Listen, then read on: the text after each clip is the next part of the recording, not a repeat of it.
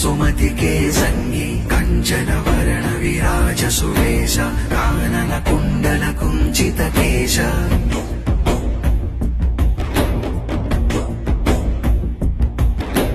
हाथवज्रौ ध्वजा विराजै कान्धे मूञ्ज जनेऊ साजै शङ्कर सुवन केसरी नन्दन आञ्जनेयं सदा भावयामि अप्रमेयं मुदा चिन्तयामि आञ्जनेयं सदा भावयामि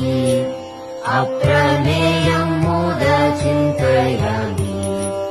अञ्जनानन्दनं वानरेशं वरं पञ्च